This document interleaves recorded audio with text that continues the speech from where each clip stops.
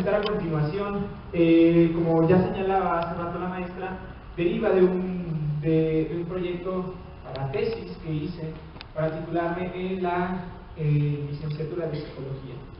Sin embargo, es importante señalar que la mayoría, o bueno, gran parte del corpus que nutre este trabajo abreva desde la sociología, desde la antropología, y justamente con esta mirada interdisciplinar, multidisciplinar, de abordar fenómenos tan complejos como es la violencia desde diferentes aristas.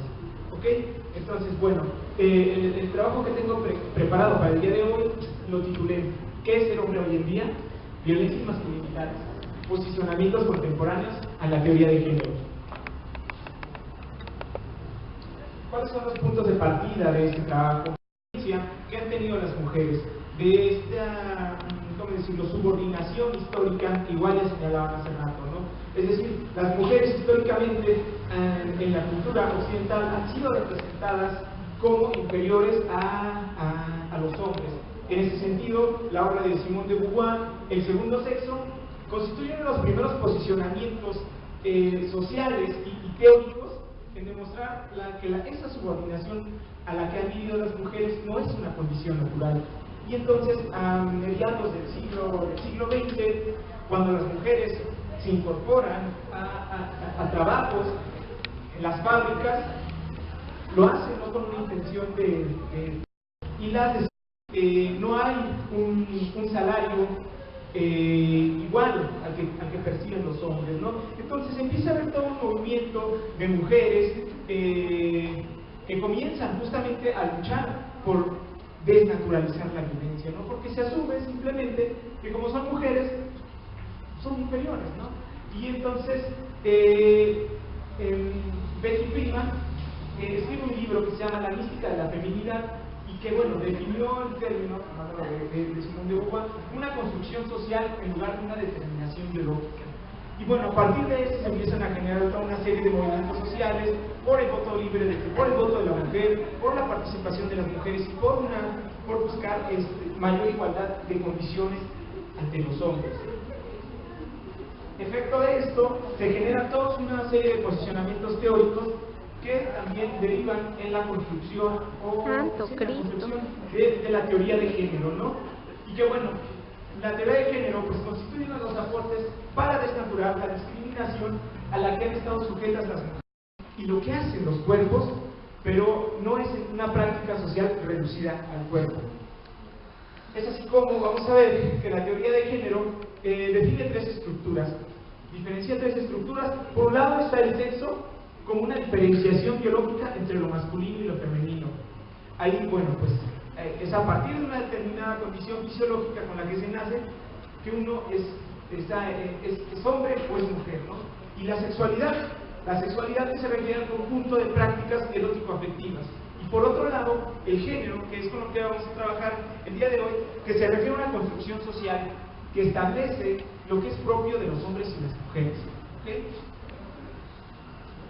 ¿Y cómo lo establece? Pues a partir de la imposición, del aprendizaje de símbolos y discursos sobre el cuerpo y sobre el género, ¿no?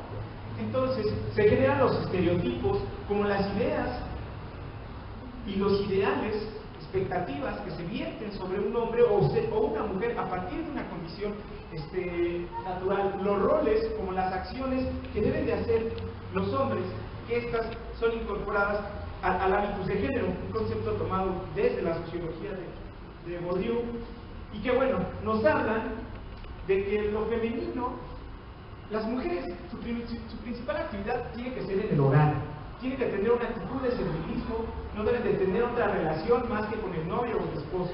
La idea de la fidelidad sobre todas las cosas. Son pasivas, se dice que las mujeres son pasivas y que son muy emotivas.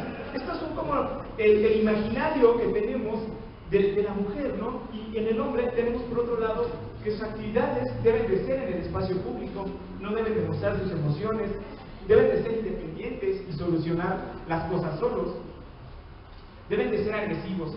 Y lo más importante, en una construcción de la masculinidad y de las masculinidades, es negar las cualidades femeninas. lo que te hace estar cerca de lo femenino va a significar el señalamiento, las agresiones por parte de quienes están en una ejercen la hegemonía de la masculinidad, ¿no? Entonces, bueno, nos vamos a dar cuenta que hay toda una serie de condicionantes sociales que nos imponen. Tú como mujer debes de hacer esto, tú como hombre tienes que hacer determinada acción. Sin embargo, Judith Butler aborda el concepto de performatividad, la performatividad como el hacer para hacer, el agenciarse, apropiarse de una identidad como hombre o mujer a partir de lo que tú estás haciendo, no necesariamente cumpliendo con el rol, con las expectativas familiares y sociales que hay impuestas, ¿no? Además, pues Marta Lamas define el género como una categoría de análisis que nos permite justamente visualizar las desigualdades entre los hombres y mujeres, identificando rasgos y funciones psicológicas y socioculturales que se atribuye a cada uno de los sexos, en cada momento histórico y en cada sociedad. Es decir, se parte entonces de que el género no es estático, de que el género es construido socialmente, pero a partir de la experiencia individual, a partir de lo que individualmente hacemos, vamos a ir construyendo esa identidad de género.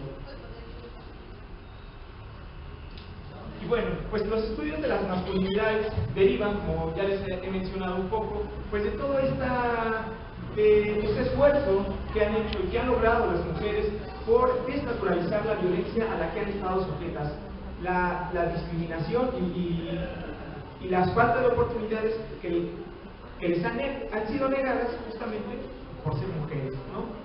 Entonces, bueno, pues se comienza en los 60, hay todo un movimiento social que sigue con lo que se llamaría la segunda ola del feminismo hacia los años 70 y 80, y es justamente a principios de los años 80 cuando en algunos países anglosajones empiezan a trabajar lo que son los men's studies, o los estudios de los hombres, que van incorporando al hombre en esta cuestión de la construcción del género, ¿no? Y que bueno, además de estos cambios que han tenido la intención de naturalizar la subordinación a la que históricamente han estado relegadas las mujeres, ha tenido o ha generado la necesidad de empezar a hablar del hombre, de cuestionar qué es lo que sucede con el hombre y de comenzar a realizar estudios en ese sentido, ¿no? Y para Goodman, la masculinidad ha dejado de ser algo complementario al estudio de las mujeres para desarrollarse como un proceso integral, permitiendo aportar elementos para entender las ambigüedades relacionadas con el género. Además, hay que aclarar este punto, ¿no? El hablar de las masculinidades o feminidades asume la posibilidad de múltiples formas de ser hombre o de ser mujer. Es decir, hay diversas, digamos que anteriormente había un modelo hegemónico masculino que establecía de manera rígida y de manera clara cuáles son las características, cuáles son las acciones que debe de realizar una persona por ser hombre, por ser mujer. Ahora lo que se pretende con esto es abrir el panorama y visualizar la posibilidad de construir identidades, de construir feminidades y de construir masculinidades. ¿Ok? Para Sotomayor, la masculinidad es una construcción que se da en el tiempo, a través de él. Es una conquista diaria, pero también es una posición que debe lograrse y mantenerse. A diferencia de lo que pasa con las mujeres, se asume por un lado que la condición de subordinación de las mujeres está derivada a partir de una condición biológica, por el cuerpo. Una mujer, cuando tiene un hijo, pues hay una mayor dificultad, para cuestionar su papel como mujer. Pero un hombre, para Sotomayor, y según los estudios que yo he estado realizando, es una posición que debe lograrse y que debe mantenerse. Es decir, se deja de ser niño, pero se tiene que buscar ser hombre. Y entonces nosotros como personas nos vamos demostrando en los rituales, en las cosas que hacemos para demostrarle a los demás hombres, no a las mujeres, y quizá no a mí. Lo que a mí me interesa en este proceso de construcción de la masculinidad es demostrarle al otro que soy hombre.